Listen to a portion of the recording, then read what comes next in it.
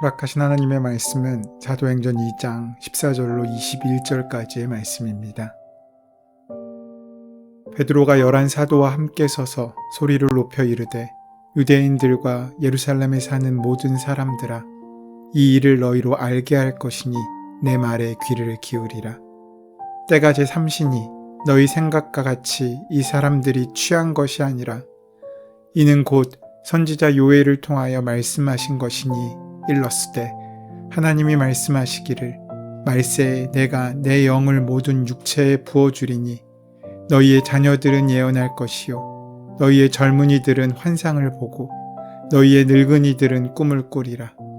그때에 내가 내 영을 내 남종과 여종들에게 부어주리니 그들이 예언할 것이요 또 내가 위로 하늘에서는 기사를 아래로 땅에서는 징조를 베풀리니 곧 피와 불과 연기로다. 주의 크고 영화로운 날이 이르기 전에 해가 변하여 어두워지고 달이 변하여 피가 되리라.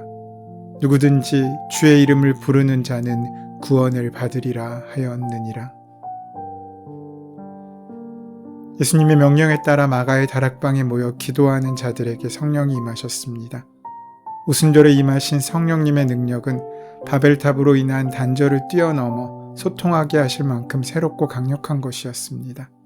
예수님의 부활 승천 이후 마가의 다락방에 모여 기도에 전념하던 사람들에게 임하신 성령님은 새로운 시대를 선포하고 계셨습니다.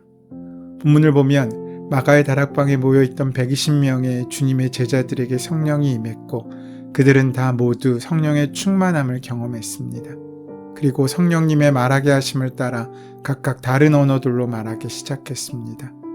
그런데 이런 모습을 지켜보던 어떤 사람들이 제자들을 조롱하면서 새술에 취했다고 비웃었습니다. 그런데 그들은 제자들을 그냥 술 취했다라고 조롱하지 않고 새술에 취했다라고 말하고 있습니다. 그 이유는 제자들의 모습이 술 취한 사람과 비슷하긴 하지만 술 취한 사람들에게 공통적으로 나타나는 현상이 보이지 않았기 때문입니다. 보통 사람들이 술에 취하면 정상적인 판단을 하지 못하고 말에 조리가 없고 횡설수설합니다. 그래서 술 취한 사람들의 말을 곧이곧대로 들을 수도 믿을 수도 없습니다. 또 술에 취하면 자신도 모르게 자세가 흐트러집니다. 몸을 제대로 가누지 못하고 걸음걸이가 비틀거립니다. 거기에다가 허세와 만용을 부립니다. 세상에 자기가 제일 잘났고 세상의 모든 것이 다 자기 것이고 자기가 세상의 제일이라는 착각에 빠져버리는 것입니다. 그러다 보면 예의마저 상실해버립니다. 그래서 술 취했다는 말은 무례하다는 말과 같은 의미로 사용됩니다. 이러한 현상은 남녀노소를 불문하고 술 취한 사람들에게 일반적으로 일어나는 모습입니다. 그런데 오순절 마가의 다락방에 모여있던 120명의 제자들이 성령에 충만하여 다른 언어로 말하기 시작했는데 그들의 모습은 영락없이 이렇게 술에 취한 술꾼들처럼 보였다는 것입니다. 그런데 이상한 것은 그럼에도 불구하고 그들의 자세는 하나도 흐트러지지 않았고 그들의 말은 횡설수설하지도 않았습니다. 몸을 가누지 못하고 비틀거리는 것도 아니었습니다. 거만하거나 허세를 부리는 것도 아니었습니다. 분명 쉬지 않고 말하는 모습은 꼭 술에 취한 사람 같았지만 그렇다고 술에 취한 것은 아니었습니다. 분명히 무언가에 사로잡힌 것처럼 보였습니다. 그런데 무엇에 사로잡혔는지 아무리 봐도 그 실체를 정확히 알 수가 없었습니다. 하나님의 이 놀라운 일들을 모자라는 사람들이 어떻게 다 일일이 설명할 수 있겠습니까? 그러자 술을 좋아했던 술꾼들은 아무리 생각해도 저 사람들은 새로 나온 어떤 술, 뭔지는 모르겠지만 어쨌든 새 술에 취한 것 같다라고 말하고 있는 것입니다. 그렇게 예루살렘에 모여있던 주위 사람들은 제자들을 조롱하기 위해 새 술에 취했다고 했지만 사실 이 말은 맞는 말입니다. 그때 제자들은 성령이라는 은혜 가운데 사로잡혀 있었습니다. 세상의 그 어떤 것과도 비교할 수 없는 달콤하고 향기로운 새술, 바로 성령님께서 그들에게 충만하게 임하신 것입니다. 여기서 중요한 것은 당시 제자들을 비웃는 사람들이 성령 충만을 받은 제자들이 이전과 다르게 새롭게 변화되었다는 것을 명확하게 보고 있다는 것입니다. 세술에 취했다는 표현은 이전의 모습이 아니라는 것입니다. 더 이상 볼품없는 갈릴리 어부들이 아니라 겁쟁이들도 아니라 성령이라는 세술에 붙잡힌 사람들, 그래서 얼굴 표정이 달라지고 말도 달라지고 행동 역시 달라지게 되었다는 것입니다. 그렇습니다. 성령이 충만하면 불신자들마저도 인정할 정도로 그들의 삶과 그들의 모습이 변화된다는 것을 우리는 명심해야 합니다. 이때 베드로가 일어나 말씀을 시작합니다. 이전에 도망치고 숨어버리던 베드로가 아닙니다. 이날 성령님의 충만하신 임재는 모든 것을 바꾸어 놓았습니다. 두려움이 많고 실수투성이의 베드로까지도 비로소 담대한 하나님의 말씀을 전파하는 전파자로 세워주신 것입니다. 이 놀라운 상황 가운데 당황하여 어찌된 일인가 하는 무리들과 또 다른 세술에 취했다며 조롱하는 무리들 앞에서 베드로는 분연히 일어납니다. 베드로는 앞서 유대인들이 성령을 받은 제자들을 향해 조롱한 것에 대해서 항변합니다.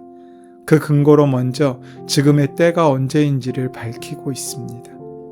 베드로가 그렇게 설교를 시작한 시간은 지금 시간으로 치면 오전 9시쯤입니다.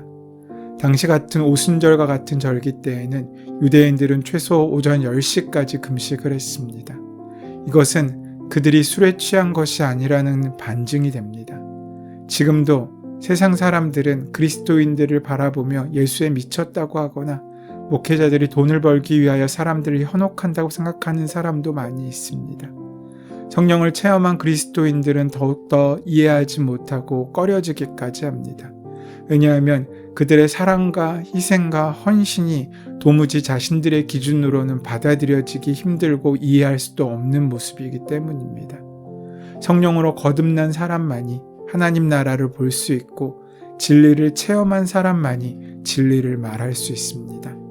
세상의 비판을 달게 받으며 스스로 돌아보아야겠지만 우리가 진정 진리 안에 머무르고 있는지 또한 깊이 살펴야 합니다. 베드로는 이어서 이 이해하고 어렵고 놀라운 현상을 바로 요엘서에서 이미 말씀하셨던 하나님의 약속이 성취되고 있는 것임을, 곧 성령의 임하심을 그 사람들이 모여있던 각 나라 많은 사람들에게 설명하여 줍니다. 베드로는 오순절 마가의 다락방에 성령이 임한 사건은 구약성경 요엘 선지자가 예언한 것이 그대로 성취된 것이라고 말하고 있습니다. 그런데 사실 우리가 요엘 선지자의 예언을 언뜻 보면 이 구절이 마치 마가의 다락방에 모인 제자들에게 성령이 임한 것과 그렇게 딱 들어맞는 성경 구절이 아닌 것처럼 보일 수도 있습니다. 요엘 선지자는 성령님이 임하실 때 나타난 현상으로 자녀들이 예언할 것이고 젊은이들은 환상을 보고 늙은이들은 꿈을 꾸고 남녀종들도 예언할 것이라고 했습니다. 나아가 하늘과 땅에는 기사와 징조가 나타날 것인데 곧 피와 불과 연기라고 했습니다. 그런데 오순절 마가의 다락방에서는 요엘 선지자가 예언한 이런 현상들이 일어나지 않았습니다. 장래일을 말하는 어린이들도 환상을 본 젊은이도 꿈을 꾼 노인도 피와 불과 연기와 같은 기사와 징조도 없었습니다. 그런데 왜 베드로는 자신들을 향해 세술을 취했다고 하는 사람들에게 술 취한 것이 아니라고 자신들이 성령에 충만했다는 것을 변증하기 위해 이 구절의 말씀을 인용하고 있겠습니까? 그것은 베드로가 요엘서의 구조를 잘 파악하고 적절하게 인용하고 있다는 사실을 우리는 알아야 합니다. 물론 요엘 선지자가 말하는 징조와 기사가 자신들에게 하나도 나타나진 않았지만 우리는 마가의 다락방에 모인 제자들이 성령님의 말하게 하심을 따라 다른 언어들로 말한 것이야말로 무엇보다도 확고한 성령 충만함의 증거라고 할 수 있음을 기억해야 합니다. 저 시골 땅 갈릴리에서 태어나 거기서 잔뼈가 굵은 제자들은 이방 언어를 배워본 적이 없습니다. 그런데 성령님이 임하자 그들은 성령의 말하게 하심을 따라 다른 언어로 말하기 시작했습니다. 한 번도 배워본 적이 없는 이방의 언어들이 그들의 입을 통해 흘러나왔습니다. 이것은 마치 어린아이가 장래일을 말하는 것과 같았고 젊은이들이 환상을 보고 늙은이들이 꿈을 꾸는 것과 같은 너무나 놀라운 일이었습니다. 이 모든 일들은 실상 기대하기 어려운 일들입니다. 어떻게 보면 우리의 상식으로는 불가능해 보이는 일이었습니다. 이런 불가능한 역사가 지금 오순절 마가의 다락방에서 시작되고 있는 것입니다. 더군다나 그들이 하는 다른 언어들의 내용은 예산말이 아니라 하나님의 큰일을 말하고 있었습니다. 제자들이 성령 충만하여 다른 언어로 말하는 것이 의미 없는 어떤 단어들의 반복이 아니라 하나님의 큰일들, 예수 그리스도를 통해 이 땅에서 벌어지는 하나님의 구속의 사역, 곧 하나님 나라의 일들이 증거되기 시작한 것입니다. 그렇기 때문에 이것은 요엘 선지자의 예언한 말씀이 그대로 명백히 성취된 증거라고 볼 수 있습니다. 이전에 성령의 임하심, 기름 부으심으로 상징되는 행위는 구약에서는 오직 선지자나 제사장, 그리고 왕 같은 특별한 부류의 사람들에게만 임한 사건이었습니다. 그런데 이제 육신을 입고 오신 예수님께서 우리를 위해 고난당하시고 죽으시고 부활 승천하신 이후 하나님께서 약속하신 것을 기다리는 무리들, 예수님이 구주와 주님이심을 고백하는 마가의 다락방의 사람들에게 그 성령님께서 임하신 것입니다. 요엘서의 말씀대로 모든 육체, 곧 어린아이들, 젊은이들, 종들, 남자, 여자, 지위와 신분을 넘어 성령으로 충만케 하신다는 그 약속이 성취되고 있는 것입니다. 베드로는 이 요엘서의 약속을 마음에 기억하고 그 약속의 성취가 바로 오늘 이 시간 일어난 것을 깨닫게 하시는 성령님을 힘입어 이 진리를 담대히 선포하신 것입니다. 성령으로 충만하면 사람들의 언어가 바뀌어집니다. 자기 욕망에 따라 말하고 자기 생각과 자기 고집을 피우며 다른 사람을 비방하고 욕하던 그야말로 자기말만 하던 사람들이 성령 충만을 받게 되면 그때부터 그들에게 주어지는 평소와는 다른 말들, 내 욕망의 언어가 아니라 하늘의 언어를 말하게 된다는 것입니다. 이것이 바로 오늘 우리에게 말씀하시는 다른 언어, 또 새로운 방언의 참된 의미일 것입니다. 그런 의미에서 성령 충만이란 우리의 말이 바뀌는 일입니다. 그런데 여러분, 우리가 베드로가 일어서서 자신들이 술에 취한 것이 아니라 요엘 선지자가 예언한 말씀이 성취되었다는 그의 말씀을 주의 깊게 읽다 보면 베드로가 진짜 하고 싶은 말은 바로 자신들에게 성령이 임한 사건이 온 세상을 구원하시려는 하나님의 구속의 섭리 아래 이루어진 일이라는 것입니다. 성령 충만의 사건은 우연히 일어났거나 어쩌다가 그냥 일어난 일이 아니라 예수 그리스도의 사건과 구속의 역사와 연장선에 있다는 것입니다. 대부분의 사람들은 마가의 다락방에 성령이 임한 사건을 읽으면서 그때 일어난 어떤 현상들, 말하자면 바람 같은 소리, 불의 혀처럼 갈라지는 것, 방언을 말하는 것 등과 같은 신비한 현상에 주목하고 감동을 받습니다. 그리고 마치 그런 것들이 성령 충만의 전부인 줄 알고 그런 현상만을 추구하기도 합니다. 그런데 베드로는 그렇지 않았습니다. 베드로가 이야기합니다. 보아라, 성령이 임할 때 얼마나 신기한 일들이 많이 일어났느냐, 얼마나 놀라운 일이냐, 바람소리와 불의 혀처럼 갈라지는 것들을 보아라, 우리가 방언하는 것이 신기하지 않냐라고 말하지 않습니다. 사실 그런 현상들은 아무것도 아닙니다. 보다 더 중요한 것이 있다는 것입니다. 그게 무엇입니까? 바로 예수 그리스도의 십자가 사건입니다. 베드로는 성령 임재의 사건을 명확하게 예수 그리스도의 사건과 연결시키고 있습니다. 성령의 임재 사건이 요엘서의 말씀이 성취된 것이라면 더 분명히 하나님의 말씀이 성취된 사건이 있는데 바로 그것이 예수 그리스도의 사건이라는 것입니다. 누가 성령 임재를 경험할 수 있고 누가 성령의 말하게 하심을 따라 다른 언어로 말하게 하고 있습니까? 그것은 분명합니다. 예수님을 구원자로 온전히 믿고 죄사함을 받아야 합니다. 그렇게 할 때 비로소 성령을 선물로 받는 것입니다. 그러므로 오순절 마가의 다락방에 성령이 임한 사건에서 우리가 주목하여 보아야 할 것은 바람 같은 소리도 아니고 불의 혀처럼 갈라지는 것도 각 사람 위에 그 불이 임했다는 것도 아닙니다. 우리는 마가 다락방에 성령님이 임하신 것을 시작으로 하나님의 구속의 역사가 예수 그리스도를 통해 이 땅에 퍼져나갈 것이라는 놀라운 사실을 볼 수 있어야 합니다. 하나님은 바로 이 놀라운 구속의 사역을 위해 제자들에게 성령을 부어주셨고 그 성령의 감동을 받은 제자들이 사도행전의 말씀을 써내려간 것입니다. 사랑하는 여러분, 성령 충만은 그저 눈에 보이는 신비한 현상이 아닙니다. 현상 너머에 있는 하나님의 마음을 우리는 주목해야 합니다.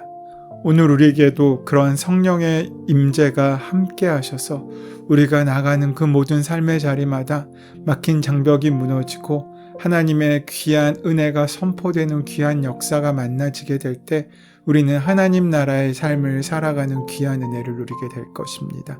그 천국의 하루를 살아가는 오늘 하루의 복된 삶이 되시기를 소원하고 축원합니다.